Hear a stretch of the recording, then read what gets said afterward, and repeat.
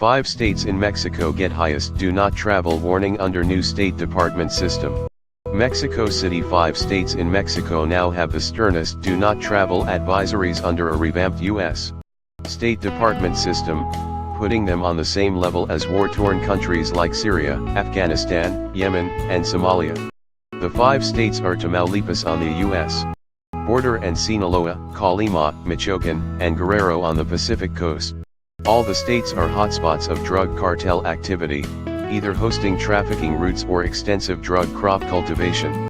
The State Department had previously discouraged travel to all or part of those states, but the new warnings are sterner, placing them on a level 4 warning, the highest level of potential danger.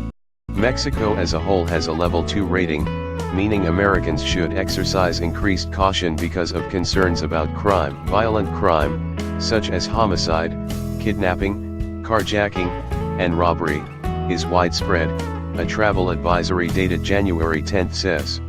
But an additional 11 Mexican states got a level 3 warning Wednesday, which urges people to reconsider travel there. Mexico has 31 states, half of which are now under level 3 or 4 warnings. Those states where Americans are urged to reconsider travel include the state of Mexico, Mexico's most populous state, which includes most suburbs of Mexico City and Jalisco, home to the city of Guadalajara, the Puerto Vallarta resorts and the lakeside expat community of Chapala and Ajijic. But the travel advisory said there are no restrictions on U.S.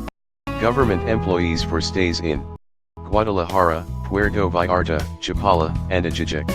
Most of northern Mexico, including the border states of Chihuahua, Coahuila, Nuevo Leon, and Sonora, as well as Durango, Zacatecas and San Luis Potosí, are under level 3 warnings.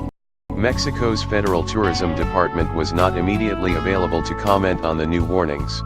But the government's Mexico Tourism Board said in a statement that Mexico's major international tourism destinations have been explicitly listed as having no travel restrictions, apparently a reference to major resorts like Cancun, Puerto Vallarta, and Huatulco. However, at least 2 Mexican resorts, Ixtapas, and Acapulco, are in a do-not-travel state, Guerrero, and last year, the State Department extended a total ban on personal travel by U.S. government personnel there. U.S. personnel had previously been allowed to fly to Ixtapa, the last place in Guerrero where they had been allowed to go. Personal travel by land and to the resort city of Acapulco had already been prohibited. The no-travel states had mostly already lost much foreign tourism. Tamaulipas has long been riven by turf wars between rival drug cartels, and Sinaloa is home to the cartel of the same name.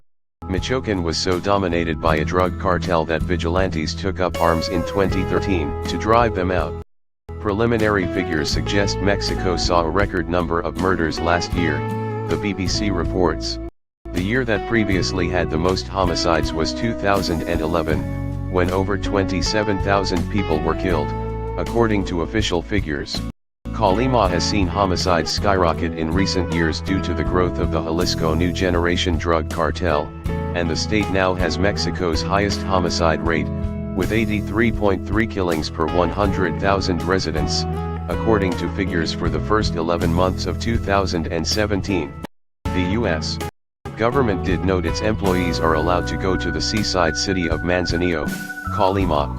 The state with second highest homicide rate, 61.6 per 100,000, was Baja California Sur, home to the twin resorts of Los Cabos.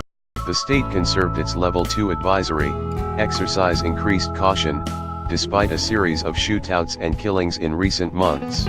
Rising levels of violence have not so far affected Los Cabos, which saw a 16% increase in tourism arrivals and an 18% rise in hotel occupancy in 2017, said Rodrigo Esponda, managing director of the Los Cabos Tourism Board. Esponda said local officials and tourism operators are investing in increased security, including camera systems and the construction of a new marine base. We are going to keep working very hard in 2018 to make sure that Los Cabos continues as a safe destination, Esponda said. Speaking to local media earlier this week, Tourism Secretary Enrique de la Madrid said, "In my opinion, the most important challenge we have in the tourism sector are crime events occurring where they didn't before, for example in Cancun, La Paz, and Los Cabos.